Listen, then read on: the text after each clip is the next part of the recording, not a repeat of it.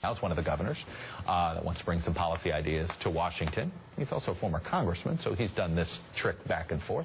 Indiana Republican Governor Mike Pence. Good morning to you, sir. Good morning, Chuck. I want to start with this issue. In your State of the State, you seemed uncomfortable with what your legislature was doing on the issue of marriage. And you seemed to were trying to encourage the legislature stop taking up this issue. Is that where you are on this issue? I know that there was even some talk of banning civil unions in the state of Indiana. Where are you on this? Well, no, I mean, people in Indiana know where I stand, and as I said in my speech, I support traditional marriage, and we called for a civil debate that would respect all sides as the legislature considered this issue, and I urge that the matter be resolved this year. And it's been concluded now in this session of the General Assembly, and we'll go to another session of the General Assembly. But at the end of the day, I'm very proud of Republicans and Democrats in our state legislature for the civil and thoughtful way that they considered this measure. Do you think the state of Indiana should recognize same-sex marriages of folks, of Indiana residents, if they go and get married, and say here in Washington, D.C., where it's legal?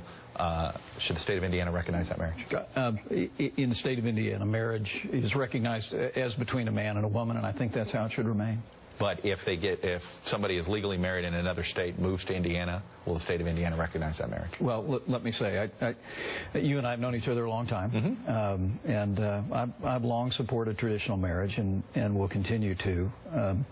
But at the end of the day, the state of Indiana considered this, and we're all obviously waiting for the Supreme Court. You feel like you want the court? Do you think the Supreme Court needs to just get rid of this ambiguity that's out there? Because it seems like there's a lot of federal courts that are going in different directions. There's a lot of litigation underway right now, and at the end of the day, there will likely be additional decisions by the United States Supreme Court, and my hope is that the Supreme Court will affirm the fact that this question should be resolved by the people and by the states. I will tell you that my steadfast position on this is on matters of such consequence in our society that the people and not unelected judges should make these decisions.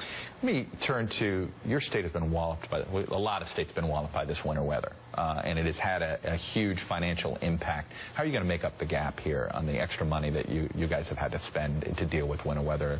There's lost money that we'll never be able to fully calculate, but the money you've had to spend, where do you find that? Yeah, in terms of our response to all this winter weather, I think the numbers were, on average, you've already spent $42 million, I think, and it used $30 million, $33 million. Yeah, we're running about 40% ahead. I'm awfully proud of our public safety team and our Department of Transportation, and particularly our local first responders. I mean, this has been a historic winter. Not since the late 1970s have we seen both the volume of snow as well as the cold temperatures that we've seen in Indiana. And the fact that we've been able to move through this and protect our citizens and keep our roads passable as much as possible through these difficult times has been a real tribute to an awful lot of hardworking people.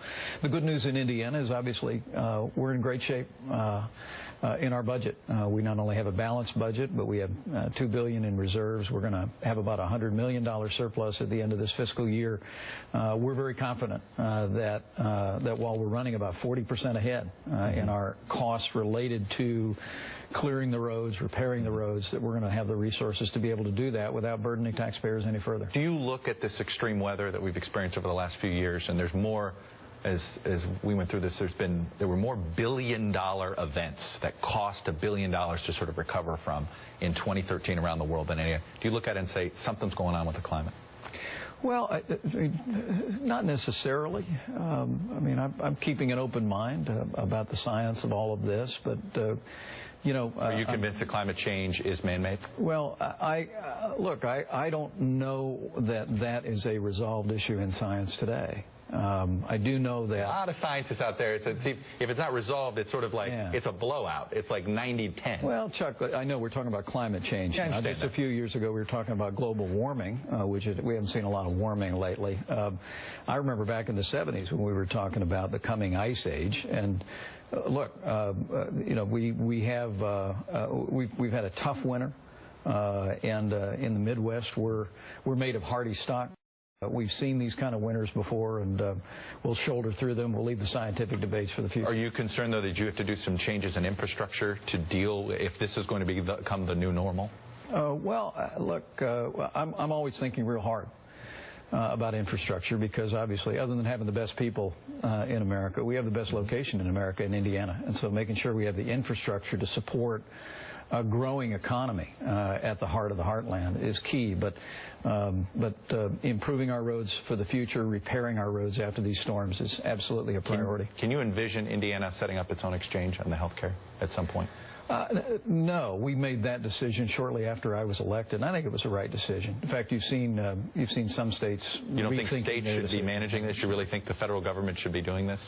Well, for the folks of Indiana? Well, it's sort of a weird reversal here with some conservatives who think, no, states should be taking control of these, should be figuring out how to do these things. Well, look, back in the day that I was in Congress, I helped lead the opposition to Obamacare. I understand that you don't, right, but if it is law, don't you want more say over it? I think there's a better way than what's contemplated in the Affordable Care Act. And in Indiana, in fact, we've become a real center for innovation in the area of consumer-driven health care. The vast majority of our state employees have health savings accounts, and about 5 years ago, we introduced a program on top of traditional Medicaid that allows the creation of health savings accounts for a portion of that population. In fact, as we are considering health care in Indiana today, I'll be meeting with Secretary Sebelius this afternoon. I saw that to talk on your about, schedule, yeah. Well, we're talking about our desire not to.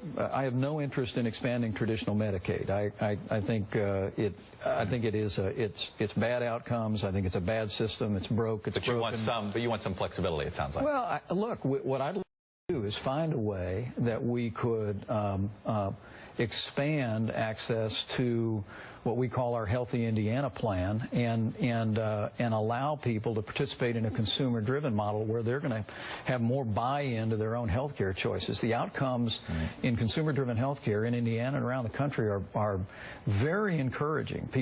We have better health outcomes, and with more personal responsibility, you see more fiscal responsibility. Very quickly, in 2016, is there a chance that you're on the ballot in a state that's not Indiana? I haven't spent 1 second thinking about anything other than the job I was hired to do by the people of Indiana. You're more likely to run for re-election. Are you ruling out running for president in 2016? Are you comfortable ruling that out? Look, I am absolutely committed to doing all that I can to make sure that Indiana continues to grow.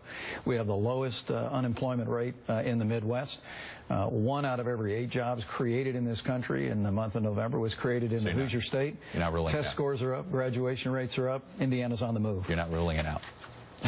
We'll stay focused at home. Yeah, fair enough. We're not ruling it out. Governor Mike Pence, Republican from Indiana. Good to see you, sir. You too, Chuck. Our governor.